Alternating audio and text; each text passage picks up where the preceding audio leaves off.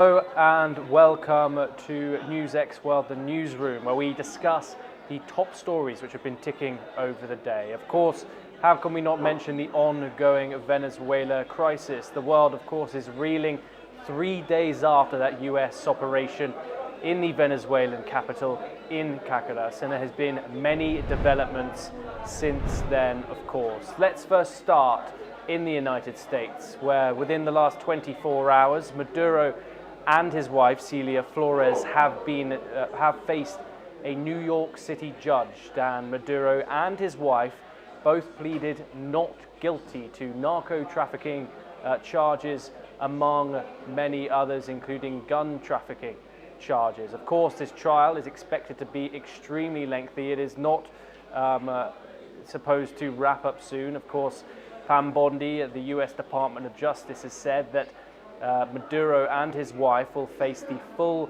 unrelenting force of American justice.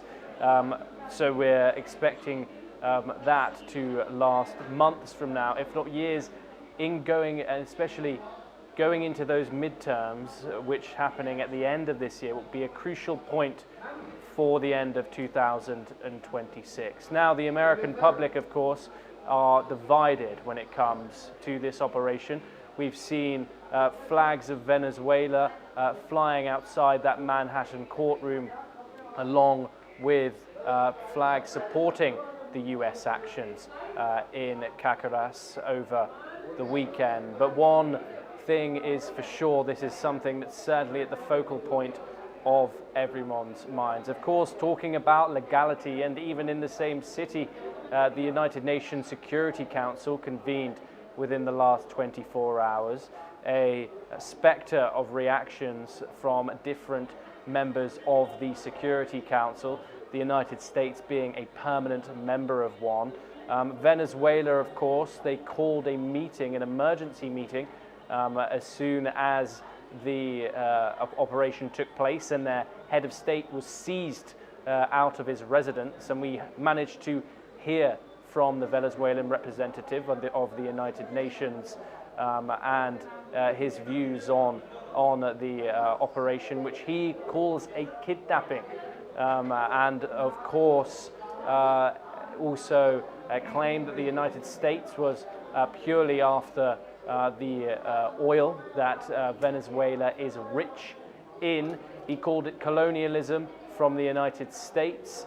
Of course, then a reply from the US ambassador to the United Nations, Mike Waltz, who reiterated Trump's talking points when it came to the operation. He claimed that Maduro was not a legitimate leader, that he has faced charges inside the United States since 2020, that he was violent, that he led a repressive regime. This, among other things, he said, warranted the United States' actions against Maduro inside Venezuela. Of course, the huge sticking point to this meeting at the United Nations was, did the United States break international law here? Traditional allies, including two other permanent members of the United Nations Security Council, claimed that they had. Both Russia and China both spoke in support of Venezuela. They are, after all, huge trading partners of Caracas, China being Venezuela's largest exporter of oil. So huge explosive developments at the United Nations last night as well.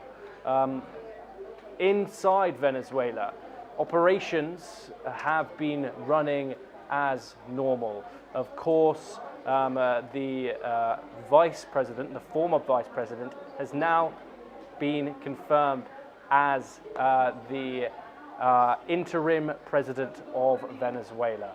And there's huge developments, which my colleague Maresha Bave is going to fill us in on a bit more.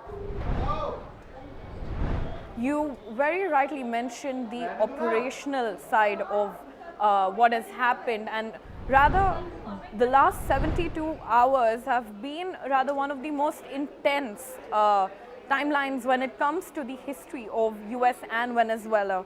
Now, the case of Maduro and the operation Absolute Resolve, the case is transitioning from a military operation to now a legal battle.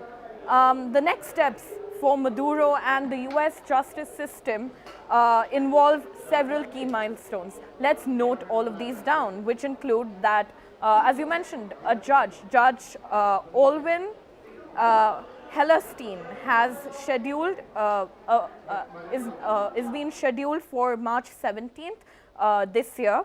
Now, over the coming months, prosecutors must hand over evidence to Maduro's defense team, which is led by attorney Barry Polak.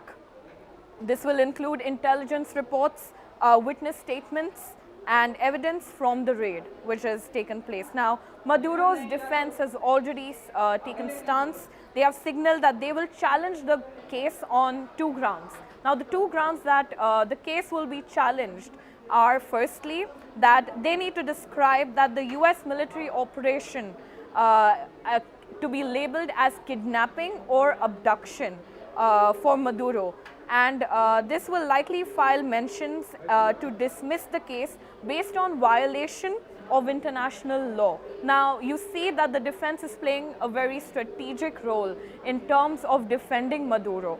Now, the second ground of defense that they can look into, or that they are further looking into, is that the defense argues that Maduro is a sovereign leader of Venezuela and cannot be tried in the US court. Now, the US government will counter this by citing their non-recognition of his 2024 elections that took place and the precedent of the 1989 arrest of Panama's operation that took place. Now, emergency meetings are taking place and are likely to take place even in the near future. They are expected to continue as nations like you mentioned, Russia, China, condemn the crime that they have termed as the crime of aggression, while others like Argentina and a few more nations who stand in support and in solidarity with the US as they did take over the president of Venezuela. Now, like you did mention, that the interim president has been sworn in. This is Delcy Rodriguez. Has assumed the role of the interim president in Venezuela whilst Maduro will be tried.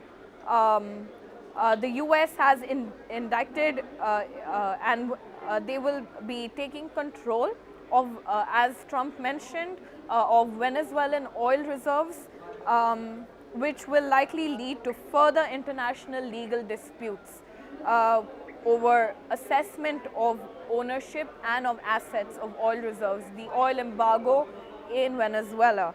Now, talking about security in Caracas, Caracas has seen immense chaos in the last few hours or in the last few days of this new year. In fact, yesterday, heavy gunfire was reported and near the presidential palace in Caracas. A lot of strikes have also been reported in Venezuela during the course of this operation taking place, to Maduro being in the United States, to emergency meetings further that are being held. So yes, Tom, this is all that we know at this point about Venezuela and the US and the current situation that is going on. Thank you very much for filling us in with that, Maresha. Do stay with us as we move on to our next story, which